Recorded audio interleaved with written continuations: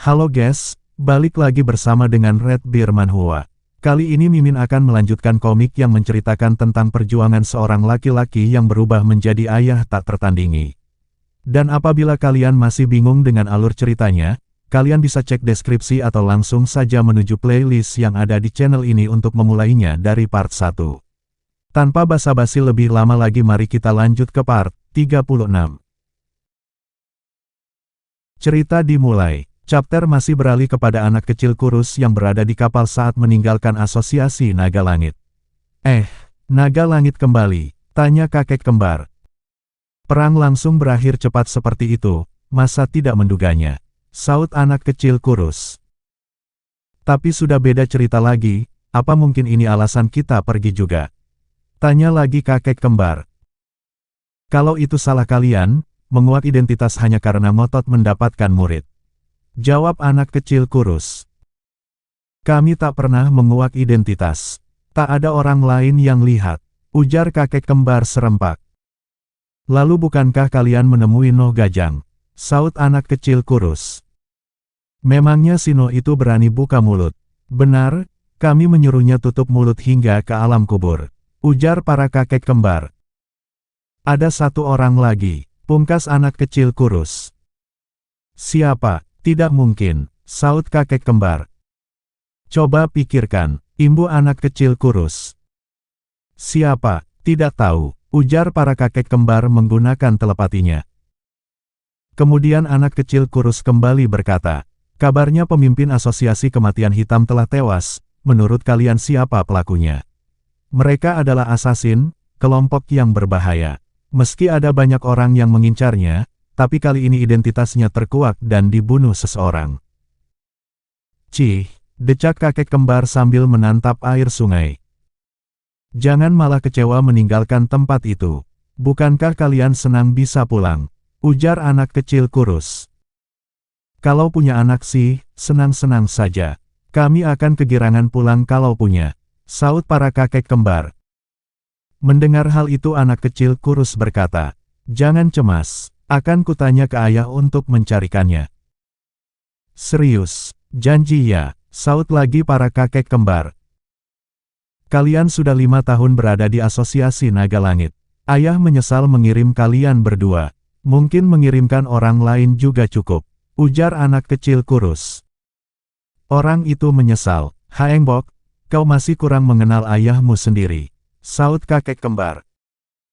Kemudian anak kecil kurus yang sekarang kita ketahui namanya adalah Haengbok berkata, kalau begitu, percaya saja padaku. Aku adalah pria yang memegang erat perkataan. Mendengar hal itu kakek kembar berkata dalam telepati, meski diburuk, tapi setidaknya Haengbok baik hati. Tapi apa kalian sungguh yakin Noh Gajang itu menolak penawaran? Tanya Haengbok. Orang itu seperti beruang. Dia lebih mementingkan anaknya daripada tatanan sistem dunia. Padahal jelas sekali banyak orang pasti setuju jika mereka jadi murid kami, ujar para kakek kembar. Mendengar hal Haengbok terdiam sesaat dan kemudian tertawa. Hahaha. Kau ingin dihajar juga ya? Beraninya kau tertawa sekeras itu, saut kakek kembar yang jengkel mendengar Haengbok tertawa.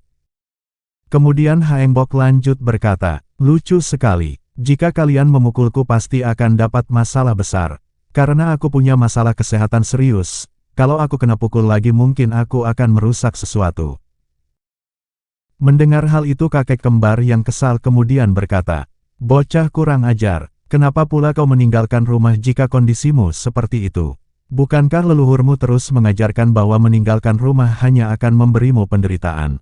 Orang itu memang gila, kenapa harus mengirim anaknya sendiri ke tempat berbahaya? Bukannya orang lain. Benar, apa yang ayahmu incar dengan mengirimmu?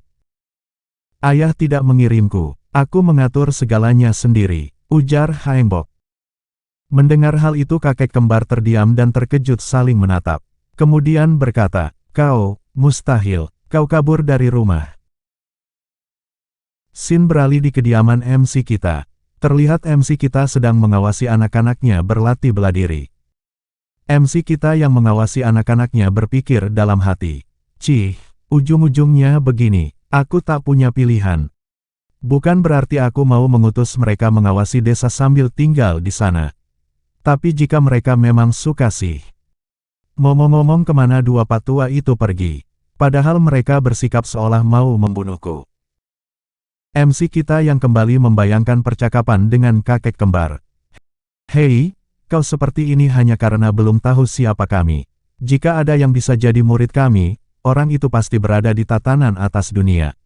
Tentu saja tak perlu membungkuk pada siapapun lagi, ujar kakek kembar dalam ingatan MC kita. Meski begitu tetap masih harus hidup dengan bertarungkan, saut MC dalam ingatannya.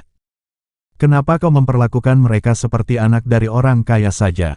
Jawab kakek kembar dalam ingatan MC. Tapi memang benar kan, kalau sudah belajar, mereka pasti menggunakannya, tapi kenapa harus di tempat seperti itu? Saut MC kita lagi dalam ingatan. Apa kau membandingkan bela diri kami dengan bocah kaya yang seenaknya? Pungkas kakek kembar dalam ingatan MC. Tapi hasilnya akan sama kan? Jawab MC kita lagi. Kurang ajar, jawab kesal kakek kembar dalam ingatan MC kita. Kemudian kembali lagi pada saat sekarang. Setelah MC kita membayangkan kejadian saat itu, MC kita berpikir dalam hatinya. Dua patua itu hantu, pasti hantu. Apalagi badannya kecil. Meski begitu, mereka tetap penyelamat anak-anakku, sekaligus penyelamatku. Tapi kenapa mereka tak terlihat lagi? Aku harus setidaknya mentraktir makan mereka minum. Tapi apa akan baik-baik saja kalau kubiarkan mereka belajar bela diri? Haruskah kuberi mereka ajaran sedikit juga? Sin beralih lagi di kediaman Naga Langit. Naga Langit Tang Munbi berkata, hubungan mereka dengan kita. Anak itu benar-benar berkata begitu. Sulit menganggapnya anak-anak jika secerdik itu. Jawab Ji Hakdo. Meskipun dia muda, tapi garis keturunan tetap berpengaruh. Jangan terjebak pada tampang tak bersalahnya. Ujar Tang Munbi. Apa anak itu punya identitas lain yang tak kusadari? Saut Ji Hakdo. Sebaiknya kau tidak perlu tahu. Jawab Tang Munbi. Naga Langit Nim, kenapa bisa begitu? Tanya Ji Hakdo yang penasaran. Kemudian Tang Munbi berkata, jika kau tahu, kau pasti akan merencanakan sesuatu dan jika diteruskan, asosiasi Salmu akan mengubah pandangannya pada kita. Kau pikir kita bisa menanganinya sekarang? Kita tidak perlu menanganinya. Jika asosiasi Salmu punya banyak pertimbangan waktu untuk mencari kesempatan, kita juga bisa memanfaatkan mereka. Jawab Ji Hakdo. Membunuh dengan pedang orang lain adalah keahliannya. Jawab Tang Munbi sambil menyeruput tehnya. Naga Langit Nim, apa kau tahu siapa pemilik asosiasi Salmu? Tanya Ji Hakdo yang terkejut. Tahu, tapi kau tak perlu tahu. Jawab Tang Munbi. Apa maksudmu? Saut Ji Hakdo. Mendengar hal itu Tang Munbi kembali berkata, di dunia ini, menurutmu berapa banyak orang yang tahu identitas pemilik asosiasi Salmu? Lebih dari 100. Jika ada 100, maka bisa saja menjadi rumor. Saut Ji Hakdo. Kemudian Tang Munbi lanjut berkata lagi. Tetapi mereka semua dibunuh olehnya sebelum menyebar lebih luas. Dan sekarang cuma ada 10 orang tersisa. Apa kau tahu penyebab kondisi Murim sekarang ini? Kemudian Ji Hakdo menjawab dengan berkata, karena sekte besar seperti Shaolin, Wudang, dan Huasan tiba-tiba mengumumkan bahwa mereka akan berhenti beraktivitas dalam Murim. Hingga mengakibatkan sekte kecil dan menengah saling memperebutkan keuntungan dengan bandit sekaligus prajurit sewaan di seluruh tempat. Lalu memakai periode ini untuk mengacaukan pembunuhan dengan pasukan asasin. Jadi maksudmu semua itu adalah, ujar Ji Hakdo yang sekarang paham dengan maksud Tang Munbi. Kemudian Tang Munbi menimpalinya dengan berkata, pernahkah kau berpikir alasan sekte itu? Sekte yang masuk dalam 10 besar menutup diri dari dunia luar. Para bandit dan prajurit sewaan yang tertahan oleh aturan imperial tiba-tiba meledak dan mengamuk seolah telah lama menantikan kesempatan ini. Sekaligus sekte lokal pun ikut mulai berebut. Bukankah semua yang terjadi sekaligus ini terlalu cepat? Mustahil, mana mungkin 1 orang saja, saut Ji Hakdo yang terkejut. Kemudian Tang Munbi melanjutkan penjelasannya dengan berkata, "Buka matamu, baru 70 tahun lalu, pemerintahan dan murim membuka hubungan non-agresi.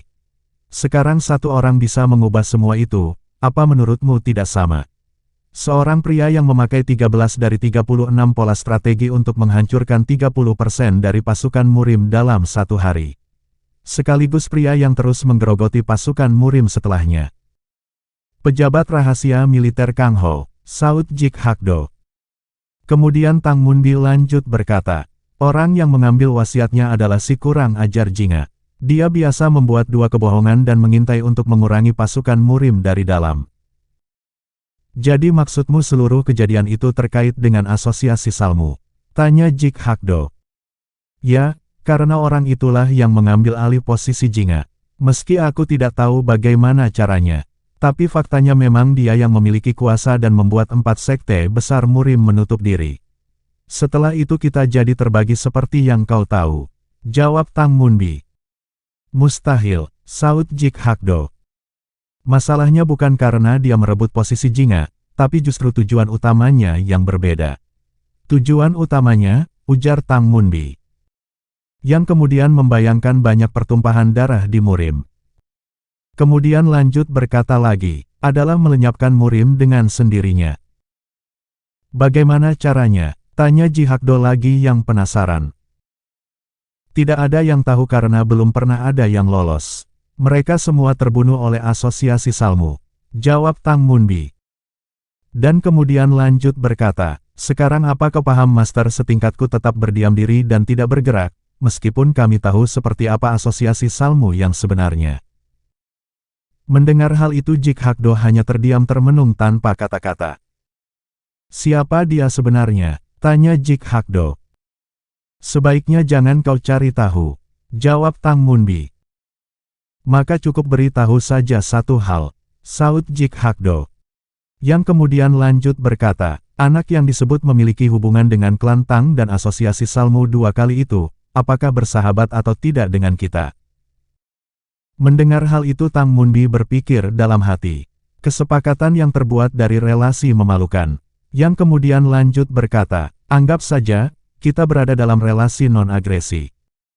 Jadi perkataan anak itu bisa kita percayai?" tanya Jik Hakdo lagi. "Sepertinya, membantu kita sekaligus mencari untung sendiri. Tapi tak perlu cemas, jika mereka punya kekuatan menjatuhkan seluruh murim, mereka pasti sudah menundukkan kita secara tersirat," ujar Tang Munbi. Kemudian Tang Munbi lanjut berkata, "Iu takkan kita pakai karena alasan itu. Kita tak boleh melakukannya," saut Jik Hakdo. "Sebab itulah tutup mulutmu rapat-rapat tentang ini. Jika tersebar luas, orang lain pasti akan menggunakannya. Kemudian kita harus terlebih dulu menghadapi mereka," ujar Tang Munbi. Mendengar hal itu Ji Hakdo berpikir dalam hati, jika semua ini memang kejadian yang terjadi saat ini, maka waktunya mempertahankan diri. Kemudian Tang Munbi lanjut berkata lagi, "Entah kapan akan ada badai yang turun dalam asosiasi. Bukan waktunya memihak pada putraku, pewarisku." Jik Hakdo hanya terdiam terpaku tanpa kata-kata. Melihat hal itu Tang Munbi kembali berkata, "Biar kuredakan sedikit kekhawatiranmu. Kau masih berusaha menguak mata-matakan. Jika misinya belum tersebar, prajurit kelas 1 tak harus mengemban misinya sendirian. Coba pikirkan, semua orang pasti berharap menghadapi kepala ular, dibandingkan ekor naga kan? Tidak ada satupun pengkhianat." "Kalau begitu," saut Jik Hakdo yang belum selesai berkata. Kemudian disela kembali oleh Tang Munbi dengan berkata, "Kau harus mencari seseorang yang punya peran dalam sekaligus di luar untuk misi itu." "Orang dalam sekaligus orang luar," saut Jik Hakdo yang nampak berpikir akan sesuatu.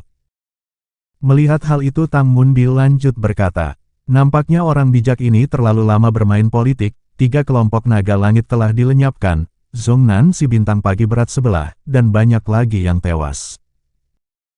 Kemudian Jik Hakdo teringat dengan Haengbok si anak kurus yang telah diselamatkan oleh MC kita. Lalu Jik Hakdo berkata, "Maksudmu, anak itu sendiri yang membocorkan informasi. Mengorbankan tubuhnya sendiri untuk menipu musuh, sebab itulah kubilang garis keturunannya mengerikan." jawab Tang Munbi. Mendengar hal itu Jik Hakdo yang nampak sok terdiam tanpa kata-kata. Berhati-hatilah, ujar Tang Munbi memperingati Jik Hakdo sambil nyeruput tehnya. Kemudian Sin beralih ke kediaman MC kita lagi. Terlihat MC kita yang sedang melakukan pemanasan dengan Gung Hyun dan Gung Myung. Krek-krek, suara dari gerakan MC yang melakukan pemanasan yang dilihat Gung Hyun dan Gung Myung. Melihat hal itu Gung Myung berkata, "Sudah lama banget aku nggak dengar pretekannya Babeh. Aku juga pengen." Mendengar hal itu MC kita berpikir dalam hatinya. Pretekanku, yah, mereka selalu dengar ini setiap pagi sih. Kemudian MC kita berkata, "Kalian tak boleh menganggap enteng latihan ini seperti yang dulu. Kalau ini kalian bisa terluka." "Baik," saut Gung Hyun dan Gung Myung serempak. "Mari kita lakukan 1 jam di pagi hari dan 1 jam di malam hari. Meskipun keras tapi ini bisa membuat kalian belajar lebih cepat," ujar MC kita. "Baik," saut serempak Gung Hyun dan Gung Myung. Mendengar hal itu MC kita berpikir dalam hati, "Duh, sekarang aku mengerti alasanmu menjadikan anak asing sepertiku jadi murid, guru. Jangan lembek, kau sudah membuat keputusan kalau mereka akan hidup untuk bertarung. Lebih baik mengajari mereka daripada terbunuh." Kemudian MC kita mengeluarkan batang tongkat dari belakang pinggangnya. Melihat hal itu sorot mata Gung Hyun dan Gung Myung memancarkan keyakinannya. Kemudian MC kita berkata, "Gung Hyun, maju dan silangkan tanganmu di depan muka." Mendengar hal itu Gung Hyun kemudian melakukannya dan menyilangkan tangannya. Melihat hal itu MC kita berpikir dalam hati, "Guru, aku mengerti satu hal lagi. Memukul seseorang rasanya 2 kali lebih sakit dibanding kena pukul." Kemudian MC kita lanjut berkata, "Gung Hyun, aku akan memukulmu, tapi itu bukan karena membencimu melainkan membuatmu lebih kuat. Jadi jangan menaruh dendam, paham?" "Baik," saut Gung Hyun, yang kemudian berpikir dalam hatinya, "Babeh selalu benar, anak lain pun sampai tak dapat melawan kami." Kemudian MC kita memukul Gung Hyun dan Gung Hyun yang menerima itu sedikit mengerang menahan sakit. "Gung Hyun," ujar MC kita yang panik dan langsung melempar tongkatnya. Dan kemudian MC kita mendekati Gung Hyun dan memeriksa sambil berkata, "Aduh, gimana ini? Pasti bakal memar."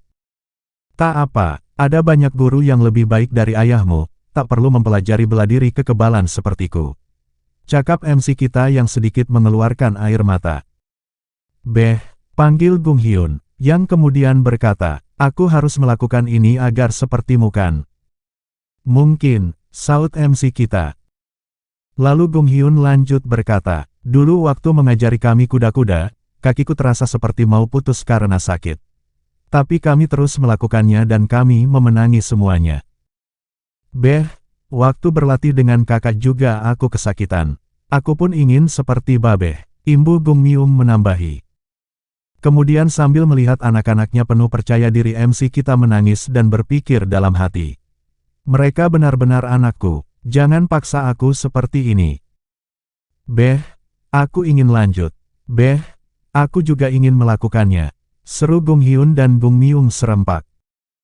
Sambil menangis MC kita berkata, "Putra-putraku, meskipun kalian ingin, aku merasa tidak bisa." Kemudian chapter beralih di Akademi Naga Langit. Terlihat anak-anak akademi sedang beristirahat setelah latihan. Dan anak-anak MC kita juga terlihat beristirahat dengan So-hyun. Kemudian So-hyun yang melihat Gung Hyun dan Gung Myung berkata, "Kak, apa kalian terluka? Hari ini nggak latihan dengan benar ya?" Ya," saut Gung Hyun dan Gung Myung serempak. Sambil berbicara seakan dengan telepati saat saling menatap. So-hyun tidak boleh tahu soal ini. Bisa-bisa dia merengek buat ikutan juga. Kemudian Gung Hyun dan Gung Myung serempak berkata, "Cuma gara-gara kena pukul agak keras waktu sparring tadi kok. Iya, kami latihan buat saling pukul." "Sini lihat," saut So-hyun yang langsung membuka lengan baju Gung Myung. So-hyun yang melihat memar di tangan Gung Myung dan Gung Hyun menjadi terkejut. Dan kemudian berkata, "Dasar kakak-kakak bodoh, kalian tidak ada kapok-kapoknya ya. Inilah yang terjadi kalau tidak ada aku. Tunggu di sini kuambilkan salep," ujar So-hyun yang langsung pergi. Melihat Sohyun pergi, Gung Hyun dan Gung Myung saling berbincang. Jangan beritahu dia loh. Tapi gimana ini? Sakit banget. Kita cuma perlu menahannya. Kita nggak bisa latihan dengan Babe kalau begini saja mengeluh. Pokoknya jangan sampai mengeluh sakit meskipun kita sekarat. Sekian untuk episode kali ini. Jangan lupa subscribe untuk update video-video terbaru dari Mimin. Dan juga bantu share biar channel ini berkembang dan membuat Mimin semangat. Sekian dari Mimin. Wassalamualaikum warahmatullahi wabarakatuh. And see you next time.